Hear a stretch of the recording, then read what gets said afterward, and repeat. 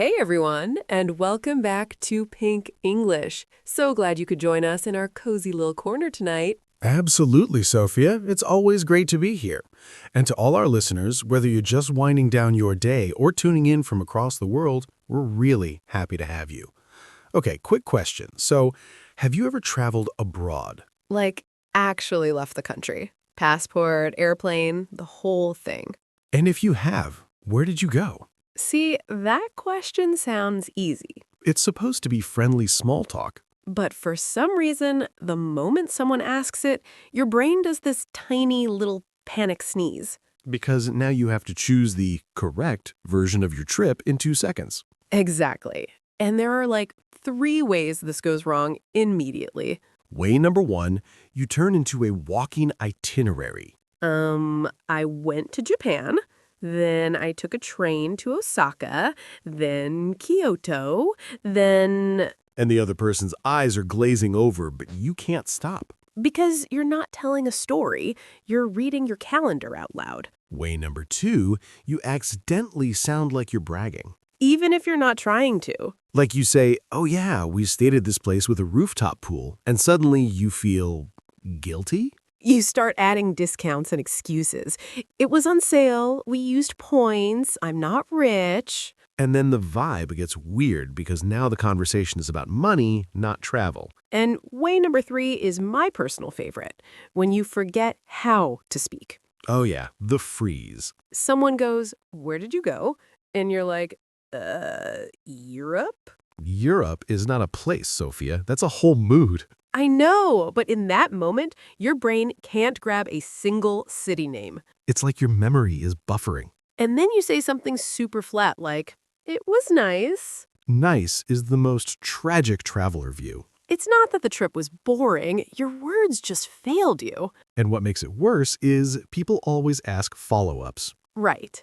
"Oh wow, what was it like?" Which sounds friendly, but it puts you on the spot. Because what do they want? The food, the culture, the museums, the emotional journey of finding your gate at 6 a.m.? Honestly, the most real part of traveling abroad is not the landmarks. It's the small chaos. Like realizing your phone data doesn't work, and suddenly you're just a confused person with a suitcase. Or that moment you confidently order something, and then it arrives and you're like, "I didn't know this animal could be a soup." Or you try to be polite in another language and you accidentally say the wrong thing with full confidence. And then you spend the rest of the day replaying it in your head like, "Did I just insult their grandma?" See, that's the stuff that feels real. But most of us don't start there. We either do the day 1, day 2, day 3 slideshow, Or we try to make it sound impressive. or we shrink it down so much that it becomes nothing.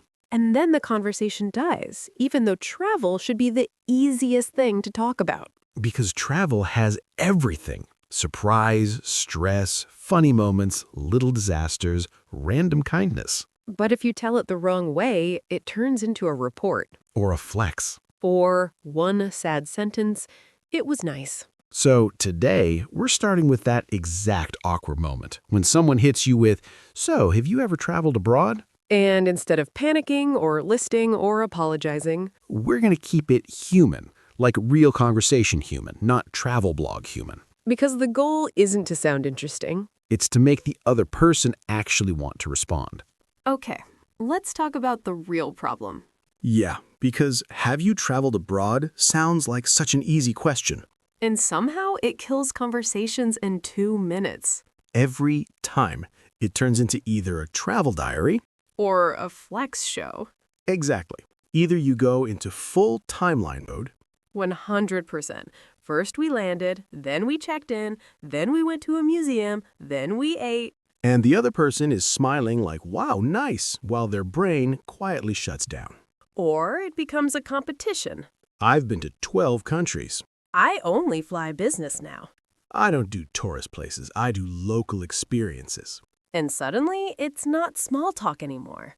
It's a scoreboard nobody wanted. So why does this happen? Why is travel abroad such a trap? First reason, travel is too big. Too much information. Exactly. When your brain has too much material, it grabs the easiest structure. Chronological order. The timeline, because it feels safe. You don't have to choose what matters, you just report what happened. And if you're speaking in English as a learner, you rely on that safe structure even more. Because listing is easier than storytelling. Right. Listing is like memory to mouth, no editing. But conversations don't work like receipts. People don't want your full itinerary. They want a feeling, an idea, something they can respond to. Second reason, travel has status energy. Oof, true. Even if you don't mean it, travel can signal money, free time, confidence, taste. Education, work, lifestyle. So when the topic comes up, people feel pressure to perform.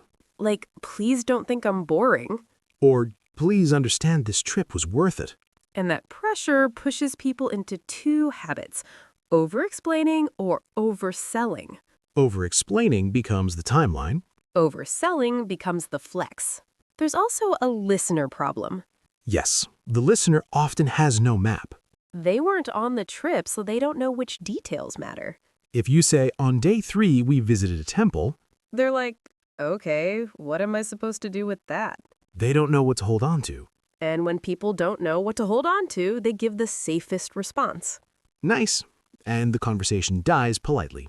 No, you asked us to name one conversation killer. Here it is. The killer is the country count drop. The passport flex. I've been to 20 countries. I'm basically always traveling. I only go off the beaten path. Look, maybe it's true, And maybe it's impressive. but conversationally, it's a dead end.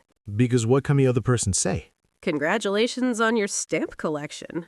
It turns the topic into a ranking system. And if the listener hasn't traveled much, they might feel small Or judged. or simply not included. So they back away. The energy gets weird fast. And honestly, the person who says it doesn't always mean to show off. Right. Sometimes they're nervous. They think they need credentials to talk about travel. Like, if I don't prove I travel a lot, my story won't matter. But that's the opposite of connection. Real connection is, here's one human moment. Have you ever felt that? Not, here's my travel resume, please be impressed.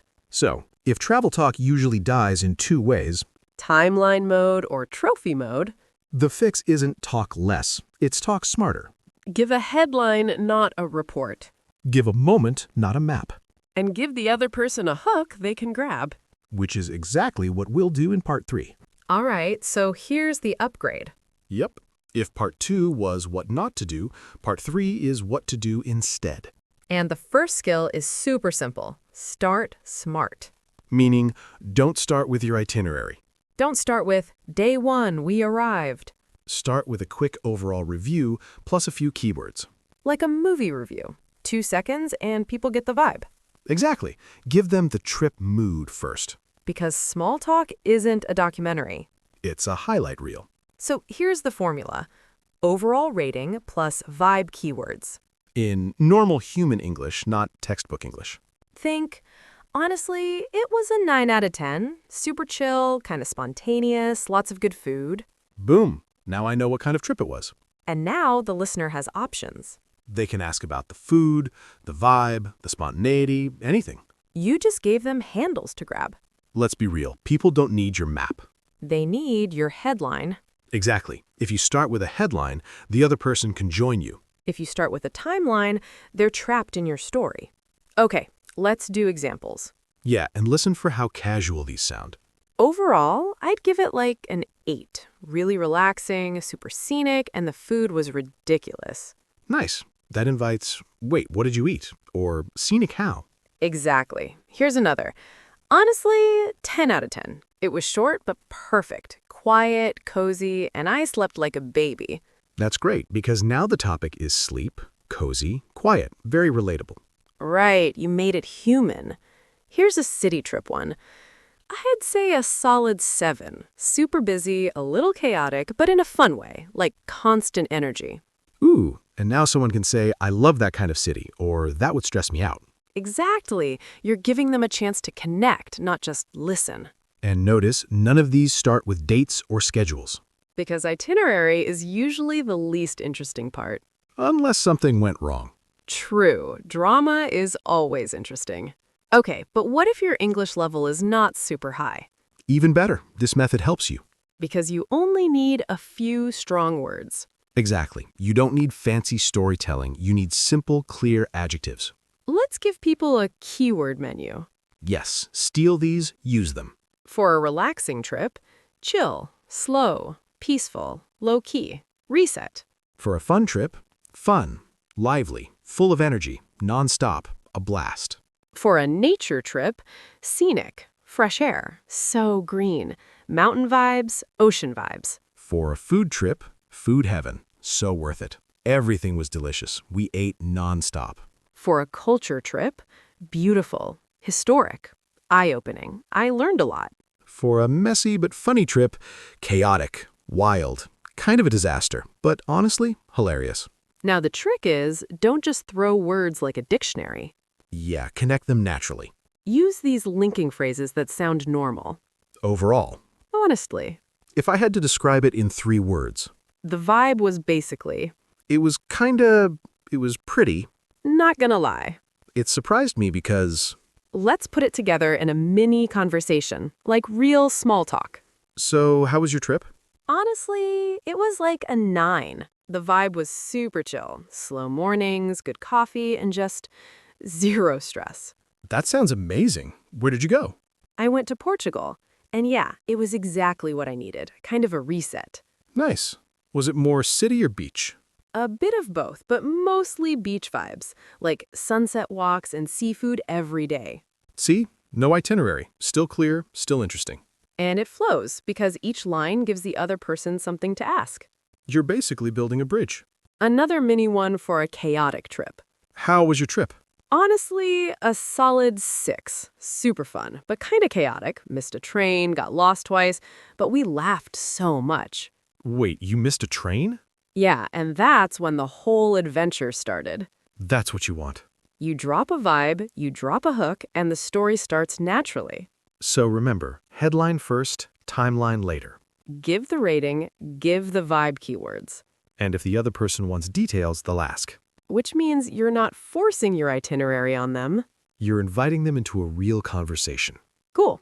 Next, we'll talk about what to do when the other person hasn't traveled much and how to keep the topic inclusive.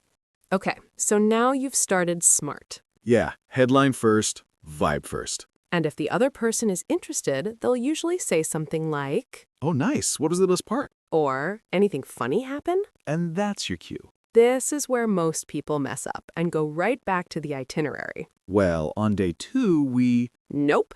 Instead, do this. Moments over itinerary. pick 1 or 2 high-memory moments and tell them like mini-stories. Like highlights, clips. Exactly, because a moment has a picture. An itinerary is just logistics. And the best moments are usually simple. Getting lost? A surprise. A local food discovery? A small mishap that becomes funny later. Those stories are short, visual, and human. And most importantly, other people can relate. Here's a super easy storytelling structure that doesn't sound like a speech. Yeah, keep it casual. Set the scene, what went wrong or changed, the little payoff. That's it. 3 moves. Scene, twist, payoff. Like a tiny Netflix episode. Let's do getting lost because that's universal. And it's always more interesting than we visited 3 museums. So one night we were trying to find this restaurant. Nothing fancy, just a place a local recommended. And of course, my phone decides to die, like completely dead. So we're standing there with 0 battery in this quiet street and it's starting to drizzle. We're doing that thing where you pretend you're not lost, but you're definitely lost. We walked in circles for like 20 minutes and I'm trying to act confident. Meanwhile, your friend is like, "Are you sure?" Exactly. And then, plot twist, we hear music. Music? Yeah, like live guitar coming from this tiny alley. Okay, that already sounds like a movie. We follow the sound and we end up in this little family-run place with maybe 6 tables. No English menu? 0 English. The grandma is basically in charge and she's just smiling at us. That's the best kind of travel moment. We just pointed at what other people were eating. Classic? And it ended up being the best meal of the whole trip. Boom, that's a moment. No one cares what day it was. They care that it felt real. Notice what makes it visual, small details. Phone dies, light rain, quiet street. The tiny alley, the music, the grandma. Those details give the listener something to see. Now, let's do a surprise moment, something unexpectedly good. Okay, imagine you're in a city and everything is crowded. You're tired, you're overstimulated. And then you randomly walk into the calmest place ever. So we were in the super busy area, tourists everywhere, like shoulder to shoulder. I was honestly getting annoyed, like I needed space. Then we turned one corner and found this little bookstore cafe. Oh, I love those. It was silent, like you could hear pages turning. That's a vibe. There was this smell, coffee and old paper. Stop, that's too nice. We sat by the window, and for 30 minutes, I forgot I was even traveling. That's the surprise moment. Yeah, it wasn't a famous landmark, but it's what I remember the most. And that's the point. Landmarks are optional. A feeling isn't. Okay, food moment, because food stories are easy wins. And again, don't list 10 dishes. Pick one scene. I tried this local street food that I was honestly scared of at first. Oh no, what was it? It was this grilled thing on a stick. No idea what it was. That's how you know it's legit. The vendor didn't speak English and I didn't speak the language, so we're just smiling at each other like idiots. That's travel. He hands it to me and it's steaming hot, like burning my fingers. You doing the hot potato hand switch. Exactly. I take a bite and no joke, I just stop walking. Because it's good? It was insane. Spicy, smoky, a little sweet. I actually went back the next day for the same thing. That's a perfect food moment. It's one bite, but it tells a story. Now, small mishap. These are gold because they're funny and low stakes. And they make you sound human, not like a travel influencer. Okay, so I had this genius idea to pack light. Famous last words. I brought one pair of shoes. No. And on day 2, of course, it starts pouring. And your shoes are done. Completely soaked, like squishy. Every step sounded like scoosh, scoosh. That sound is trauma. So I'm walking around a beautiful city trying to look cool while my shoes are literally making sound effects. That's hilarious. A local guy looked at me, pointed at my feet, and just laughed. Honestly fair. And then he showed me this tiny shop where they sell these cheap rain sandals. Travel hero. I bought them immediately and felt like I got rescued. Again, super small moment, but super memorable. So the rule is 1 or 2 moments told with pictures. Use sensory details, what you saw, heard, smelled, touched. Keep it short, like 30 to 60 seconds. And end with a little payoff, a laugh, a surprise, a best meal, a lesson. If you do that, people will actually stay with you. Because now it's not my itinerary. It's a story they can see. And the best part? The other person will usually share their own moment back. Which means, of course, conversation unlocked. Okay, Daniel, time for the I can actually use this tomorrow part. Yes, practical talk, like airport, hotel, restaurant, asking for directions. And we're not doing a stiff phrase list. We'll just act it out so you can steal the lines. Exactly. And notice how the sentences are short, polite, and easy to swap words in. All right, airport first. You're at the check-in counter. Hi, I'm flying to Seoul today. Could you check me in, please? Nice, simple. Then the classic question. Do you have any bags to check? And you go, Yes, just this one. And could I get an aisle seat if possible? that, if possible, is doing a lot of work. Softer, friendlier. Then at security, you're a little confused. Sorry, do I need to take my laptop out? Or where should I put my liquids? And if you missed something, don't panic. My bad, let me do that again.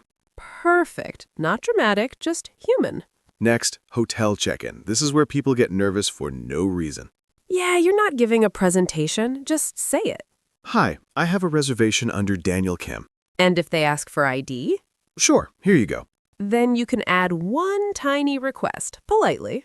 Is early check-in available? Or, if you want to sound extra smooth, Would it be possible to check in a little early? now the room situation. Could I get a room on a higher floor? Or away from the elevator if you're a light sleeper. And if something's wrong later, keep it calm. Hi, sorry to bother you. My room's a bit cold. Could someone take a look? Or the universal one. The Wi-Fi isn't working. Could you help me with that? Notice it's always quick problem plus polite request. No long story. Okay, restaurant time. The most useful lines ever. Start with the easiest one. Hi, table for 2, please. If you have a booking, We have a reservation at 7 under Sophia. then ordering. If you're not ready, don't rush. Could we have a minute? If you want recommendations, What do you recommend? or what's popular here, And when you order, keep it clean. I'll go with the pasta. And could I get that without onions? If you're allergic, say it clearly. Just to check, does this have peanuts? And if you need help mid-meal, Small hand signal, then, excuse me, could we get some water? or the best ending line, Could we get the bill, please? in the US, you can also say check, but bill is safe everywhere. And if you're splitting, Could we split the bill? easy. No awkward math speech required. Last one, asking for directions. This is where people overthink and get lost twice. Keep it simple and polite. Hi, sorry, do you know where the nearest subway station is? Or if you're looking for a place. I'm trying to get to City Hall. Is it far from here? And if you didn't catch what they said, super normal. Sorry, could you say that again a bit slower? Or, so I go straight, then turn left, right? That repeat back is a lifesaver. And if you're using a taxi, Could you take me to this address, please? and show your phone. No shame, that's real life. See what we did? Airport, hotel, restaurant, directions. Same vibe. Short sentences, softeners like could, would it be possible, if possible, and you're golden. And you don't have to sound perfect, just clear and friendly. Exactly. And once you have these lines, travel English stops feeling scary. Okay, this is the upgrade. Because speaking English isn't only can I say the sentence, it's can I connect with people? Exactly. Culture and mindset. This is what helps you feel comfortable, not just correct. Let's start with politeness and boundaries. In a lot of places, being polite isn't only about saying please. It's also about giving people space, physical space and personal space. Like standing a little farther back in line or not asking super personal questions right away. And the safest move is, if you're not sure, go lighter. Here are a few safe questions that work almost anywhere. So what do you do? How do you like living here? Any places you'd recommend? Friendly, not too personal, easy to answer. Now, what if someone asks you something that feels too personal? You don't have to answer. You can be kind and still have boundaries. Try these lines. They're simple and natural. That's a good question, but I'd rather not get into it. I'm still figuring that out, to be honest. It's a long story, maybe another time. And then you smoothly change the topic. Next, misunderstandings and conflict, because they happen. And the goal isn't to win, the goal is to solve the problem without making it awkward. A really useful structure is, I think there's a problem. Plus, could you help me? It sounds calm and it invites teamwork. For example, hi, I think there may be a mistake on the bill. Could you check it for me? Or, sorry, this isn't what I ordered. Could we fix it? Notice we're not blaming anyone. We're just describing the issue. And if you're upset, this line helps you stay respectful. I'm a bit frustrated, but I'm sure we can work this out. It's honest, but not aggressive. What if the other person is rude? First, don't match their energy. Keep your voice calm and your sentences short. You can say, I want to solve this, but I'd appreciate it if we could speak calmly. Or, let's take a second. I'm trying to understand. And if you need to escalate politely, could I speak to a manager, please? Calm, clear, no drama. Now let's talk about culture shock. This one is real. Culture shock isn't only the food is different. It can be emotional. You might feel tired, confused, lonely, or like you're doing everything wrong. And it can hit you on day 3 or week 3. Here's the mindset that helps. Different isn't wrong. Different is just different. When something feels strange, pause before you judge it. And when you feel overwhelmed, do 2 things. Slow down and zoom out. Slow down means eat something, sleep, take a walk, find a quiet place.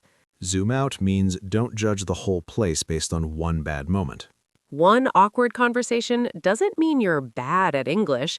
It just means you had an awkward moment. That's it. Now, respect and curiosity. This is the real social cheat code. If you're not sure what's normal, don't pretend, ask. I'm still learning. What's the usual way to do this here? Is it okay if I take a photo? Is it okay if I sit here? People usually respond really well when you ask first. Curiosity also helps you connect with people fast. Instead of judging, you get interested. Oh, that's interesting. How does that work? That's new to me. Could you tell me more? Those lines make you sound open-minded right away. And let's be honest, language mistakes will happen. Definitely. But you don't need perfect English to have a good conversation. If you mess up, smile and say, sorry, let me try that again. Or, I'm still learning, so thanks for your patience. That one is magic. People soften immediately. So here's the big takeaway. Be polite and protect your boundaries. Handle conflict like a teammate, not an enemy. Expect culture shock and don't take it personally. And lead with respect and curiosity. Because that's how you go from, I can speak English, to, I can get along with people in English. All right, quick review time. Not a grammar review, a don't step on landmines review. Yes, the goal is to sound natural, avoid awkward moments, and keep the conversation going. Let's talk about killer number 1, oversharing too fast. This happens a lot with language learners. You finally have the chance to speak, so you say everything. And the other person is like, whoa, that's a lot.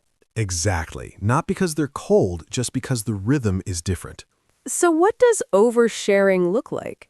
It's when you answer a simple question with a full life story. Like someone asks, how are you? And you go, honestly, I've been stressed for months because... Sometimes it's fine, but with new people, it can feel heavy. Here's the mature alternative. Answer lightly, then invite them in. Short and open-ended. That's the formula. Instead of, I'm terrible, everything is wrong. Say, I've been a bit busy lately, but I'm doing okay. How about you? Instead of, my job is exhausting and my boss... Say, work's been pretty full on recently. What's work like for you these days? See? You're honest, but you keep it easy. And you give them a clean way to respond. Bonus tip, if you do want to share something personal, soften it. To be honest, I've had a lot on my mind lately, but I'm working on it. Then immediately, how's your week been? That's how you stay human without making it a therapy session. Now, killer number 2, asking questions that feel too personal. And this is tricky because in some cultures, these questions are normal. But in many English-speaking contexts, they can feel intrusive, especially early on. Examples? Money, age, relationship status, weight, religion, politics, those can be sensitive. And even if you're just being curious, the other person might feel put on the spot. So what do you say instead? You switch to questions that are friendly, neutral, and easy to answer. Instead of, how much do you earn? You say, what kind of work do you do? And then follow with, do you enjoy it? That's a real conversation. Instead of, are you married? You say, do you have any plans for the weekend? Or, do you usually spend weekends with friends or family? It lets them share as much or as little as they want. Instead of, how old are you? You say, how long have you been living here? Or, have you always lived in this area? Still personal, but not private. And here's another mature move. If you accidentally ask something awkward, just repair it quickly. Yes, repair is everything. One sentence fixes it. Oh, sorry, you don't have to answer that. I'm just curious. Or, my bad, that was a bit personal. Then shift. So, what brought you here? Smooth and respectful. Last little piece. If you want the other person to keep talking, give them a bridge question. A bridge question is a follow-up that makes it easy to continue. Try these. How did you get into that? What do you like most about it? What's been the best part so far? Any tips for a first-timer? These are gold. People love answering them. So that's the review. 2 killers, oversharing, and 2 personal questions. And the fix is simple. Keep it light, stay curious, and always leave room for the other person to jump in. That's how you sound mature and how real conversations actually happen. Okay, now we're doing the part everyone wants. Ready to copy answers. Yep. You could memorize these and swap a few words and you'll sound natural instantly. We'll cover 3 situations. First time abroad, frequent business travel, and not really into going abroad. And the key is short story, clear feeling, then a question back. That's how you keep it flowing. All right. Scenario 1, it's your first time going abroad. Here's a model answer you can copy. Yeah, it's actually my first time traveling abroad. I'm excited, but I'm also a little nervous, mostly about figuring things out in a new place. I've been trying to keep it simple, planning the basics, leaving room for surprises, and not stressing if something goes wrong. I really want to experience the everyday side of the city, not just the tourist stuff, like local cafes, grocery stores, and just walking around. If you have any first-timer tips, I'd love to hear them. What's one thing you wish you'd known before your first trip? That's perfect. You sound real, not dramatic. And you ended with an easy question. People love giving tips. Now, scenario 2, you travel abroad a lot for work. This one needs a different vibe. Calm, practical, a little humor. Copy this. Yeah, I travel pretty often for work, so I've gotten used to the routine. I try to make it as smooth as possible. Carry-on only, chargers always packed, and I keep my schedule flexible in case flights change. The funny thing is, when you travel a lot, airports start to feel the same everywhere. So I try to create small anchors that make each trip feel human, like finding one good coffee place near the hotel or taking a short walk after meetings just to reset. I do enjoy it, but I also have days where I'm like, okay, I've had enough of hotel breakfasts. How about you? Do you travel much, or are you more of a stay-put person? That line about hotel breakfasts, so relatable. And again, you ended with a question that opens options. They can say yes, no, sometimes anything. Now, scenario 3, you don't really like traveling abroad. And this is important because you can say that without sounding negative. You just need a balanced tone. Honestly, I don't travel abroad that much, and I'm not really the type who loves it. I like the idea of seeing new places, but the airport part, long lines, jet lag, packing, kind of drains me. I'm more comfortable when things feel familiar, so I usually prefer shorter trips or traveling in a way that's slow and low stress. That said, I do like learning about different cultures. I just prefer it in smaller doses. What about you? Do you get energy from travel, or does it wear you out too? That's so good because it's honest but not complaining. Exactly. You're not saying travel is stupid, you're saying it's not my style. Big difference. Quick mini tip. If you want to sound even more mature, add one positive bridge. Like, I might not love travel, but I do love the stories that come from it. Nice. That keeps the vibe warm. And remember, these are templates. Swap the city, swap the reason, swap the feeling. Same structure, still natural. So let's come back to the question we started with. When someone asks about traveling, what are they really asking? Most of the time, they're not asking for a list of places. They're asking, what was it like for you? They want a small story, a real feeling, and a moment they can relate to. And once you understand that, travel English gets easier. Because you don't need perfect words, you just need a clear way to share your experience. A simple beginning, one or two details, how it made you feel, and a question back. That's it. That's the whole secret. You're not trying to impress anyone. You're just giving the other person something to hold on to. A picture, a mood, a little human moment. And maybe that's the real meaning of travel, right? Not just moving through places, but noticing things. How people live, what surprises you, what changes you a little. Even if you love traveling, or you travel for work, or you don't even like it much, you still have a perspective. And your perspective is the story. So next time you talk about travel in English, don't aim for perfect. Aim for connection. Keep it simple, keep it real, and leave space for the other person to speak too. Because the best conversations don't sound like speeches. They sound like two people sharing a moment.